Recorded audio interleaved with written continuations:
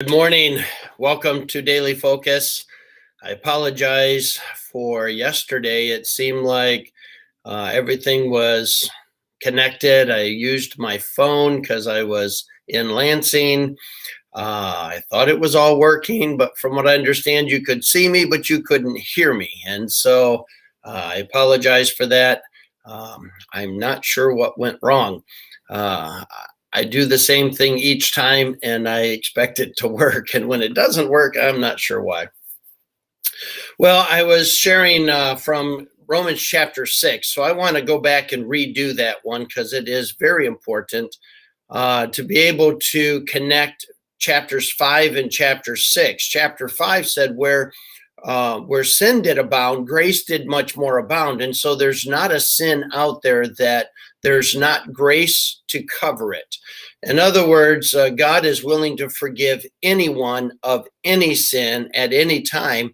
He desires that we would come to him for forgiveness. And so it is important for us to be able to recognize that though there is grace for sin, we ought not sin in order to get grace. And that was the confusion with the Romans, and Paul addresses that in chapter 6. He says, what shall we say then? Shall we continue in sin that grace may abound? Verse 2, God forbid. How can we that are dead to sin live any longer therein? Verse number 3 says, know ye not that so many of us as were baptized into Jesus Christ were baptized into his death? Therefore we are buried with him by baptism unto death, that like as Christ was raised up from the dead by the glory of the Father, even so we also should walk in newness of life. In other words, we have been saved to walk a different walk, to live a different life. We are called to a higher standard, to a distinct calling. We are no longer enslaved to our sin. We're no longer enslaved to our flesh. We have been given victory by grace. And it is very critical for all of us to recognize that the victory is available. There is grace to live holy. We just have to embrace it. We have to accept it. Just like there is grace to save anyone involved in any sin, there is grace there. They just have to come to God on his terms. They have to agree with God. They have to believe God.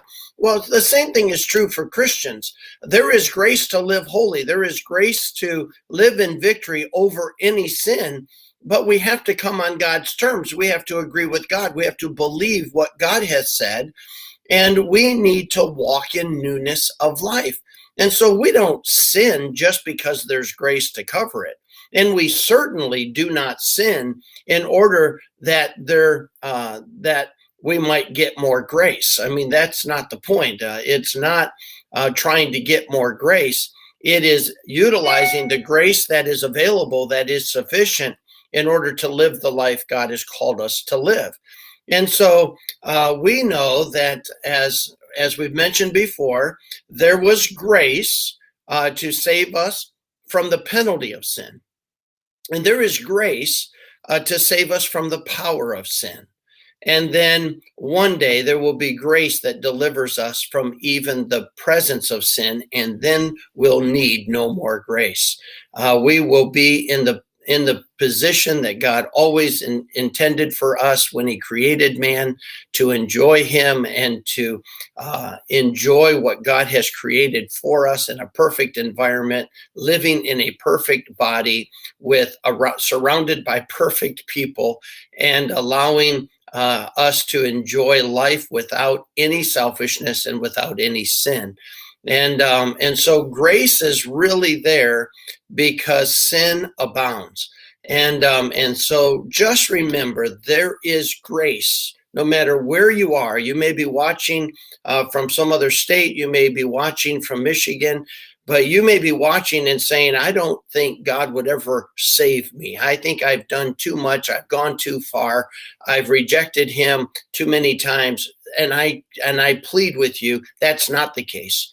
Wherever you are and whatever you've done, God's grace is sufficient to save you, and to save you from the penalty of sin, which is hell.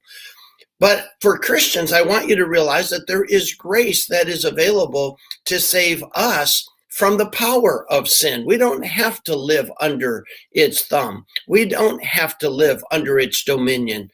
We have been identified with Christ, and the victory that he had over sin, death, and the grave is the same victory that is available for us. We have grace to live in victory, to live holy lives for God today. And so let me just encourage you. Enjoy the grace that is sufficient, but realize that in embracing that grace is believing what God says, coming to God on his terms, and that grace will be sufficient as we look forward to the day when that grace will deliver us from even the presence of sin, and we will enjoy perfection forever and ever. I hope that you have a great day today. I look forward to seeing you again tomorrow.